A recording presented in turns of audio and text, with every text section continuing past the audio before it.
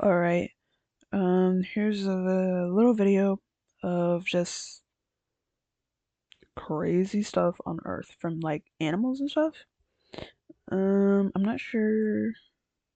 Well, let's just get into it because hopefully this one's a bit more interesting than like the other ones.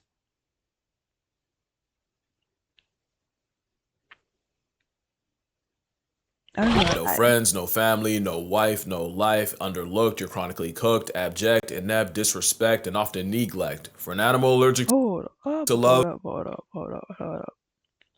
He didn't have to roast like that. Like, dang, I feel disrespected. nature sure did consummate their misery. The octopus is a high-functioning, overachieving tentacle slug. As a mollusk, they have a family reunion more confusing than Nick Cannon's, where they have everything from a venomous anime fighter jet to this thing. Which means the octopus is basically an overqualified snail that lost its shell and had to overcompensate. Now they do have a lot going for them. They wouldn't have lasted 300 million years of reverse plot armor otherwise, but call it cosmic calamari the way they get absolutely deep fried by fate. They're built like malicious compliance. Like the boss's brat demanded an octopus and the developer had no choice and did so out of spite. He's so funny though. You're gonna learn that the animal sans a skeleton got entirely T-boned by nature. It also— How long can like octopuses survive out of water? Because obviously they need moisture, so starts when they're born. Octopus might just have the worst predator spread of any animal. Anything from cod, sharks, dolphins, stingrays, seals, sea lions, sea birds, sea otters, sea stars, eels, other octopus, and especially humans will all put an octopus out of order in the name of protein. Dolphins will even tag along stingray hunts to allow the ray's electroreception to lead it to a hiding octopus. Mind you, stingrays are like 2D sharks, and them and dolphins pulling up is like if the Reds and Blues of Los Angeles took the day off to go boo the Clippers. But dolphins don't need help humbling an octopus, as dolphins have been observed tenderizing the underwater 8-foots by repeatedly slamming them. Sea lions got the same playbook, as they'll swim to the surface and also maul the mollusk, serving Suplex City so hard it wakes the ghost of Hulk Hogan. It's how animals with no forks or knives can tear it into bite-sized chunks, but it also means octopus might as well be born with a shake before use label. But on the surface it can look like an interspecies drive-by. Those are far from the only things that violate octopi.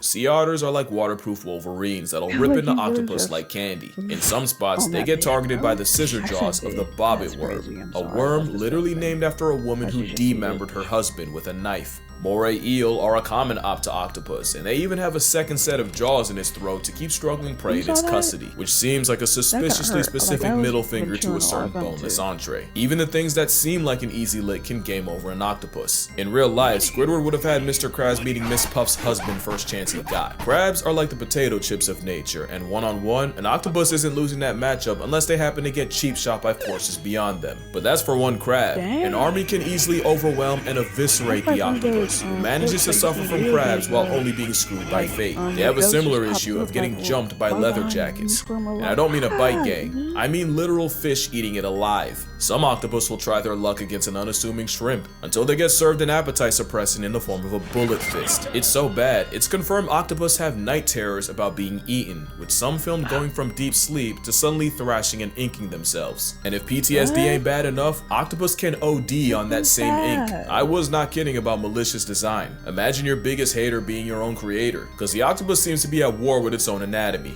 Let's count the ways. Octopus will use ink as a smokescreen to escape, but if they can escape their own bomb, they'll suffocate and meet Nemo's mom. Self-toxic ink is just where it starts. Octopus got no bones, no armor, no nails, just a massive chewy gelatinous protein. They do have a powerful bird-like beak, but a hitbox that small and a hurtbox the size of Madison Square Garden is deplorable design, and their build means virtually any shot you take is a headshot. Another thing is, octopus have 3 hearts, 1 central and 2 branchial hearts to pump blood to the gills, because apparently 300 million years wasn't enough time to make one cell functioning. And while that's kind of a joke, what isn't is the fact that them swimming fast takes so much energy, the systemic central heart literally stops beating. They count on cardiac arrest to get to where they want to go, meaning an octopus can be swimming for its life. Even at maximum effort, their best attempts are half-hearted. Octopus proved that a lot of us had evolution wrong. It's not survival of the fittest, it's just barely being good enough to keep the wheel going. And if that doesn't prove it, their brain does. Not intelligence, I mean the literal donut that has its esophagus running through it. Octopus risk brain damage every time they eat, and they're always a piece of food too big or too sharp away from factory resetting their entire personality, which is why they have the razor-sharp radula, the answer to a problem they never even asked for. That's not the only thing that can bring on cephalopod CTE. Since octopi can't thermoregulate, sudden changes in temperature can also cause significant brain damage for an animal that lives in the ocean. But remind me to get back to that. But none of that can top the fact that nature gave octopus a built-in self-destruct button. If you play video games a lot, you might be able to get paid for it, no joke. If you live in the US and you played video games for over 10 hours at any time in the last 5 years, you might just be eligible for financial compensation. There's a lawsuit in the works for 10 hours, bro. Like, who's... Senescence is the process of deteriorating with age, the withering of functional characteristics in living organisms, basically what kids think turning 30 is. It happens to everyone, but nature chipped Octopoda with a kill switch. It's no secret that making babies is the last thing an octopus will do, as the process seems to give both parties dementia, as they lose all sense of self-preservation. Symptoms of senescence include lack of feeding, skin around the eyes retreating, white lesions forming, and awkward, uncoordinated movements, almost like they have no purpose beyond this point. But some seem to actively crave the sweet release, since captive octopi have been seen trying to rush the process by banging into sides of their tank, tearing off pieces of their own skin, and even getting their tentacles tangled. And it all begins with these two guys.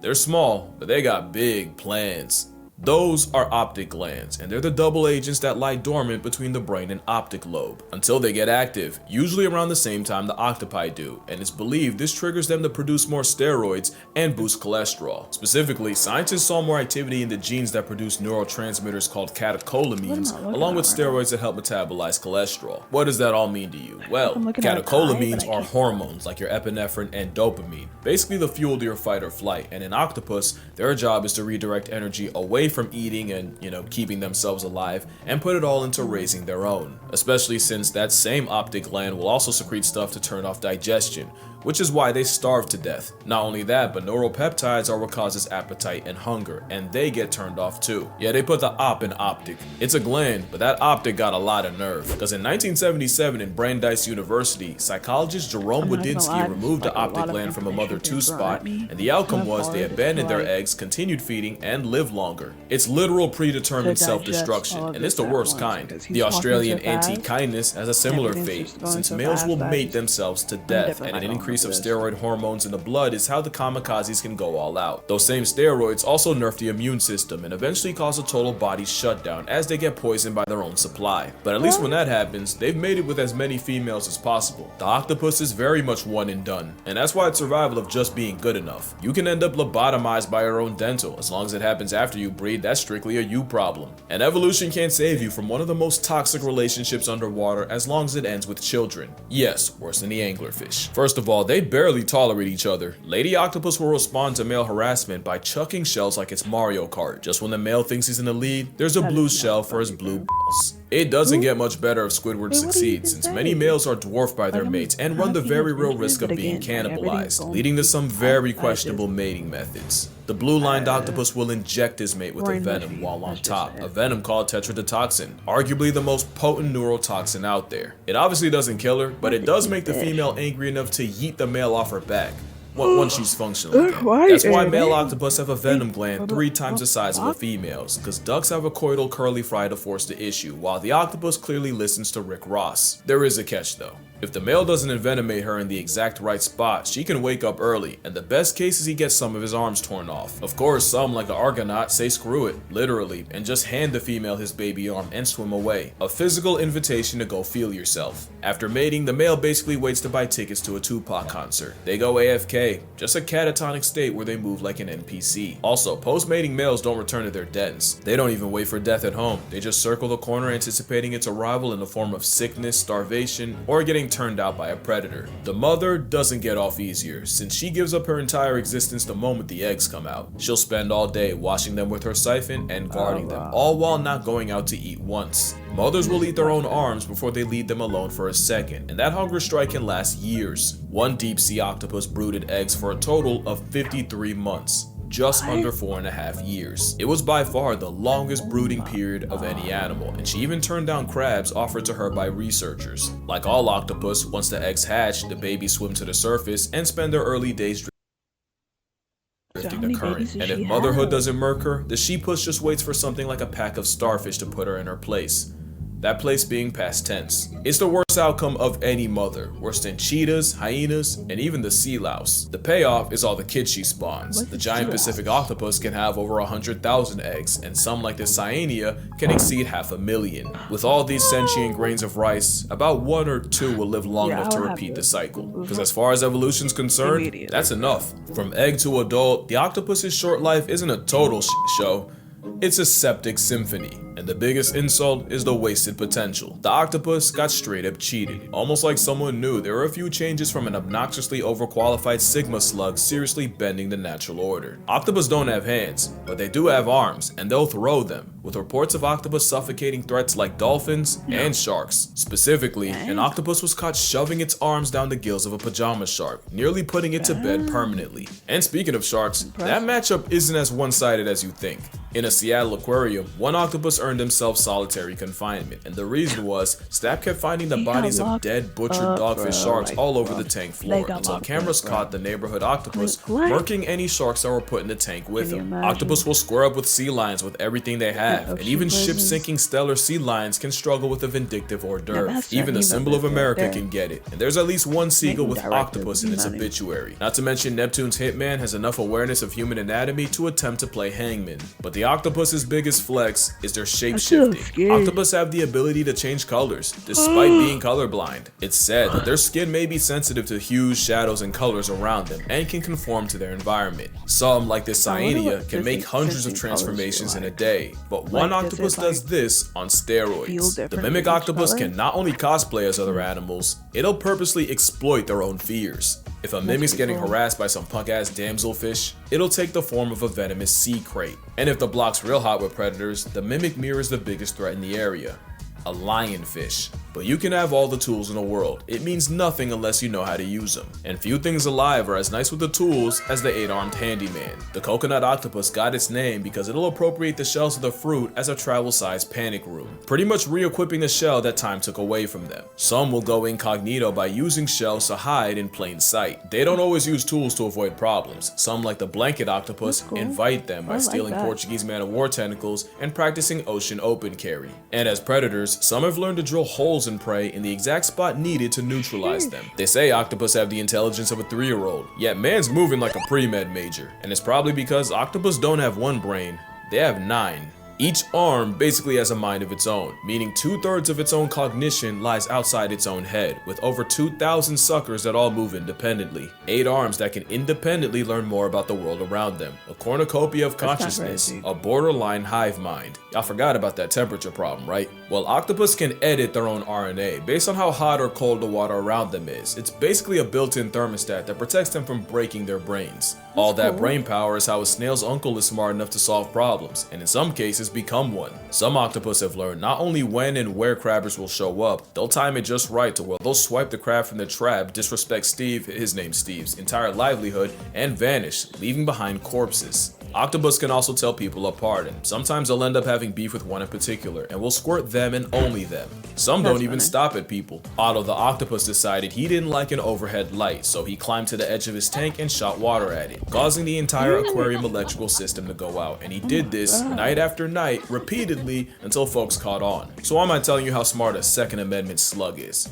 It's cause they could and should be smarter. Most high IQ creatures have 2 things in common. They're social and live in groups, and they live long. And sometimes those 2 things combine to form number 3. They're led by a grandmother. This means not only can they spend years and even decades learning, they can pass it down, building a generational database of knowledge. Octopus get none of that. Every octopus is born an orphan. It's like a video game with no save points, so every time an octopus passes, everything it learned along the way goes with it, so every octopus after it has to start from scratch. Which puts in perspective the insanity of what they accomplished in 2 years, and that's another thing, they only get a couple of years. The intelligence of a 3-year-old just to end their trial to life after 2. If octopus lived longer, lived in groups, and weren't literal deadbeat parents, I'm talking like the Batman kind, It could get scary, and that's why I say octopus got screwed. Change one or two things, the entire food chain might fall. Like imagine if octopus just did the turtle thing and just climbed onto a beach, dropped their eggs and dipped. And it's not like octopus can't climb out of water. They can breathe through their skin for a short period, and they'll use this ability That's to what I take figured. lives on land. Why not create them? Except the soft-bodied cephalopods would probably get put on a shirt before they got far. If only they had like a shell or something to protect them. It's a shame nature never came out with anything like that. And then imagine if octopus worked together. Humboldt squid scare me for the specific fact that they kill in packs, and there has to be at least one human who was jumped, dragged to the abyss, and hate crime by the Antichrist calamari clan. But aside from violence, imagine what a group of Calamari, like-minded I octopi love could do. They calamari. might mess around and start a renaissance. In fact, what if I told you it's already started? In 2016, in Jervis Bay off the coast of Australia, scientists found a non-human settlement containing residents of gloomy octopus. Up to 15 of them, What? living on dens on top of scallop shells, doing everything from hanging out, communicating, to fighting, procreating, and even evicting particular offenders from their den. It's like an octopus suburb, it's a cephalopod community, and scientists named it Oclantis. And it's not the first. Octopolis was discovered in 2009, except Octopolis was founded around a huge human-made metal object. And no, they're not actual cities, it's just cute to call them that, but you gotta ask, what are they cooking? One can only pray they don't F around and invent capitalism. Cause the last way octopus got screwed by nature isn't actually natural, but it's by humanity. 300 million years of character development just to end up in a glass box is brutal. And thanks to Pretty Privilege, good luck getting the public to care about their mental health the same way they do with cats and dogs, despite arguably being just as smart. And if an octopus can have nightmares and predator PTSD, safe to assume they suffer from being confined to a fishbowl, just like orcas. Except orcas are a lot louder about their displeasure. In fact, there's a really good chance octopus are fully capable of catching feelings and forming attachments. Remember that next time an influencer tries to mukbang one still alive. I guess what I'm trying to say is, octopus deserve way more credit than they get. They're really out of this world. And maybe that's why the world tries so hard to remove them. But yeah, that's gonna do it for this video. Drink water, hug your mother, buy my book, spare a thought for the old octopus. And I'ma see y'all. Alright. That was alright. And even though, like, that has a lot of information thrown at me, and yeah. Anyways, I'll see you all in the next video.